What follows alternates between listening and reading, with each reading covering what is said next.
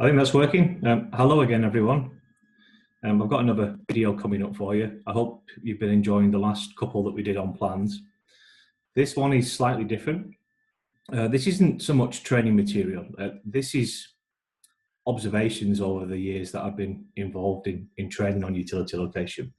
And it's more designed just to go through a few things that I see, observations, and it's designed really to hopefully get people to question about why we do things a certain way and look if there's better ways of locating utilities.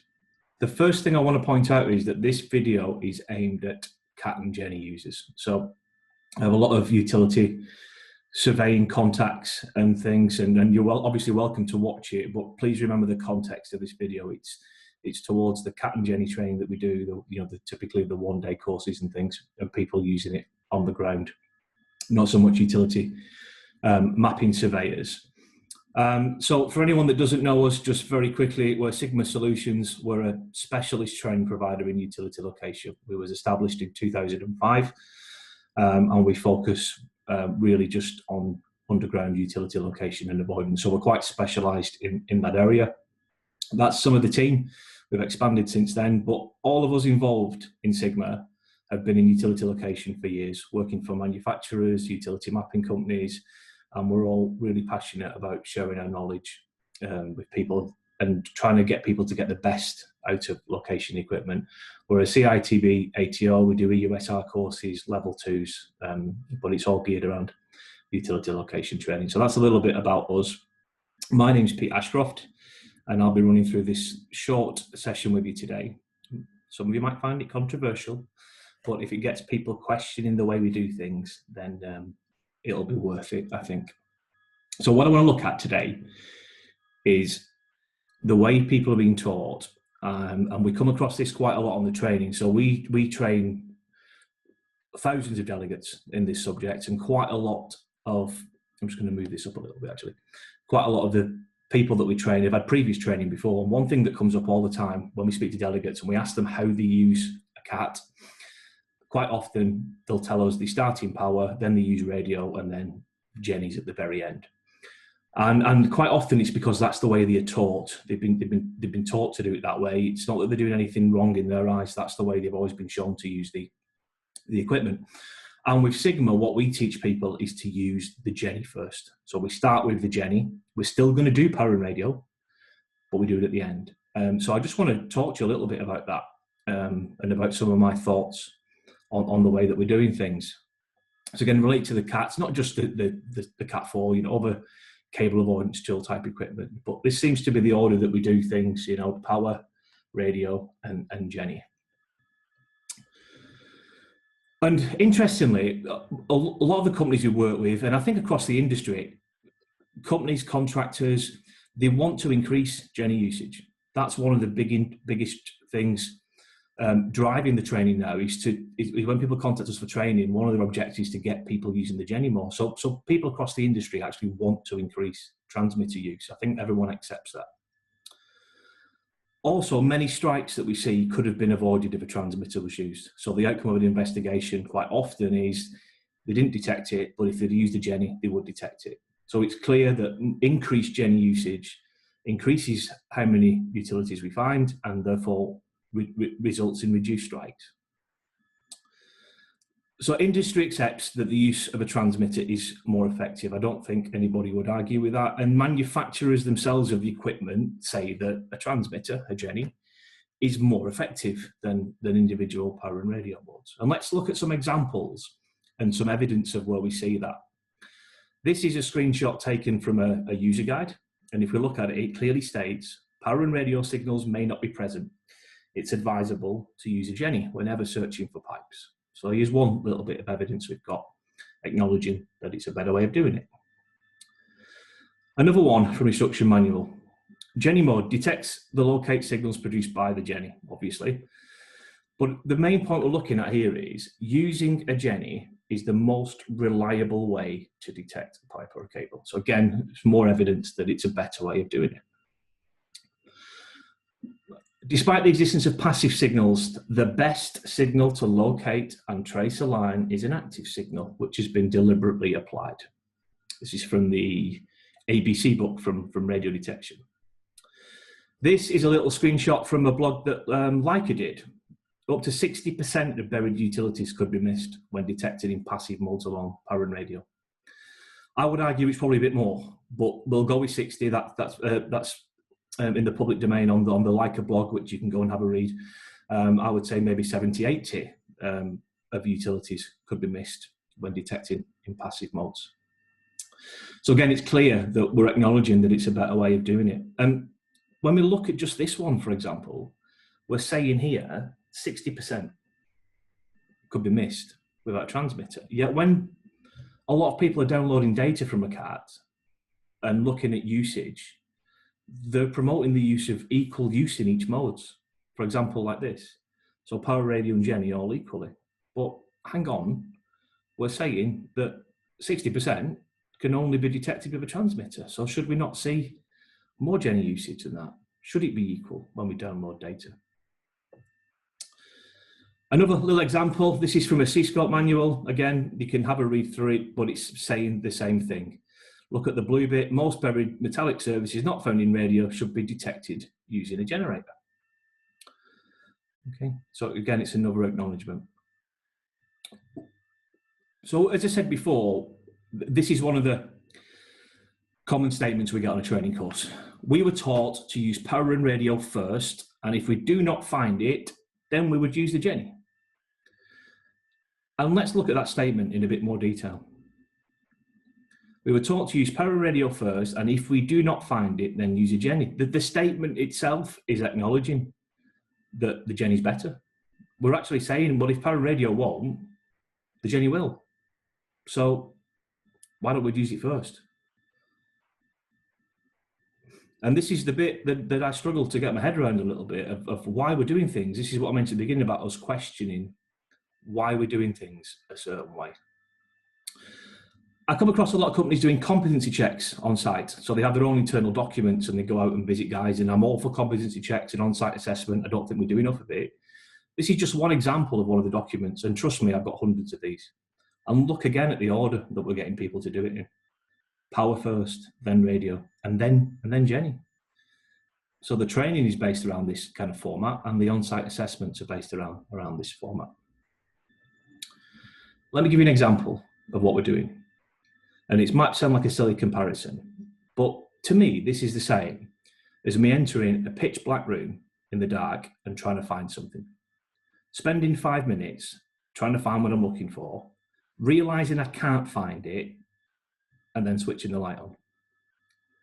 Surely it would have been more sensible to walk in the room and turn the light on straight away. So what are we up to so far? I think we've proved that the consensus is clear. The transmitter, the Genny, is a far better way of doing it than just using power and radio. So knowing this, why are we still teaching people, or why are some companies still teaching people to use the inferior modes first? Does it make sense what we're doing? Would an engineer not choose the best tool for the job to start with?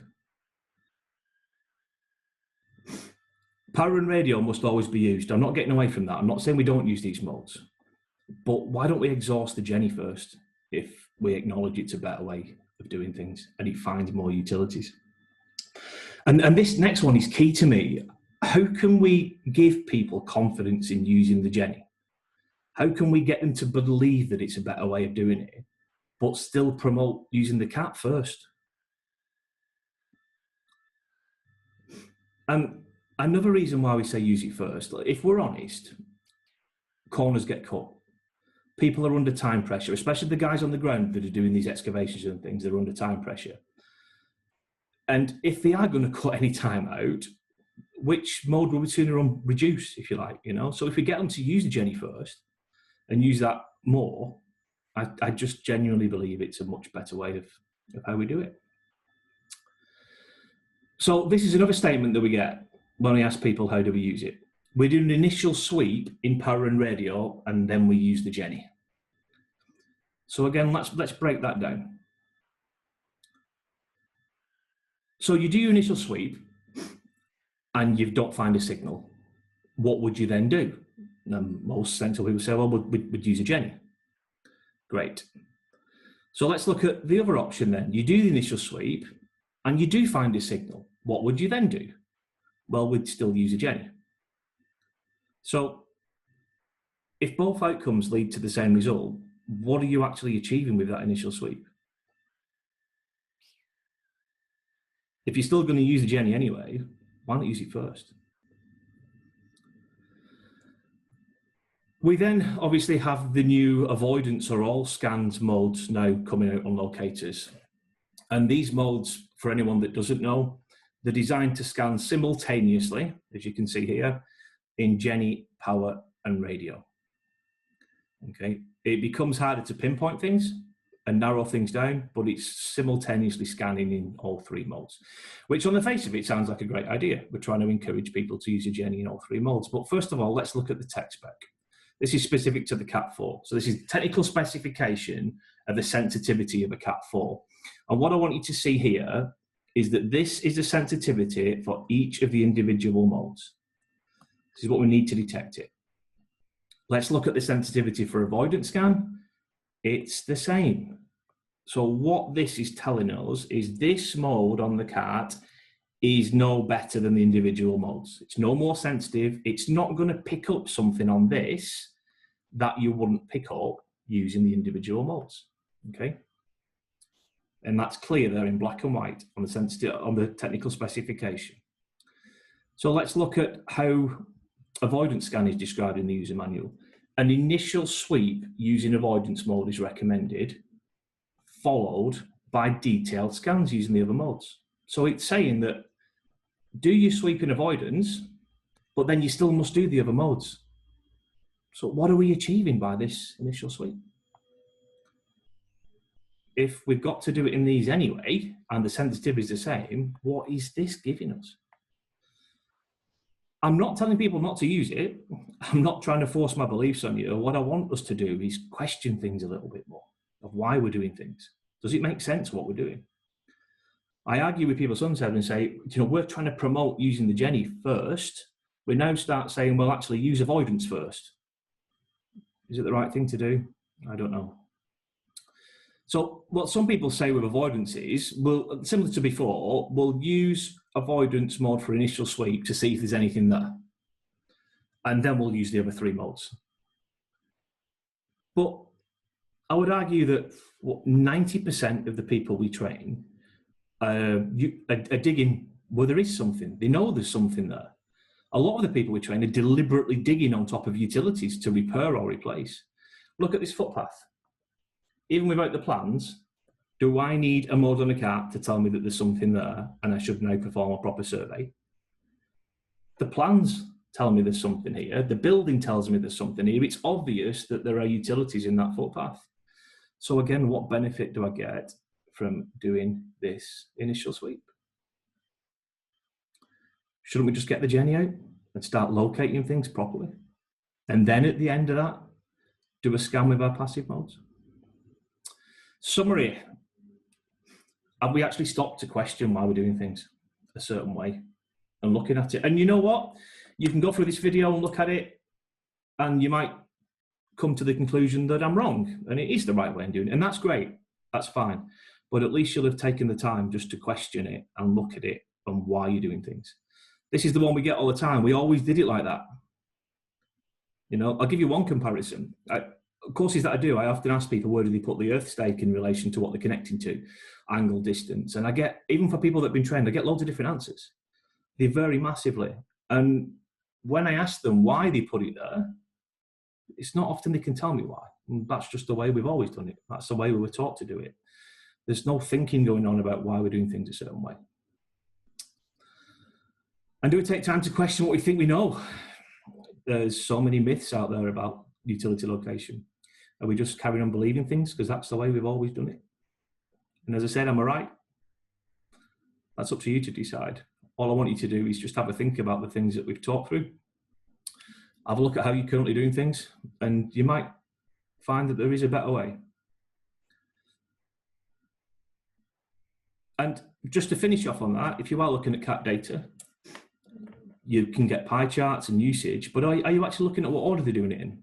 When you start looking at the raw data, you can see what mode they actually started on. When you're just looking at pie charts, you can just see percentages of each mode. But if you actually drill down into the data, you can see what mode they started with, which might be useful information for you, but it's available there if you want to have a look. And that's why we try and promote Jenny and Cat, not Cat and Jenny. And that's why we train it the way we do about using Genny-first. So I hope you found it interesting. I hope it's got you to think about things a little bit.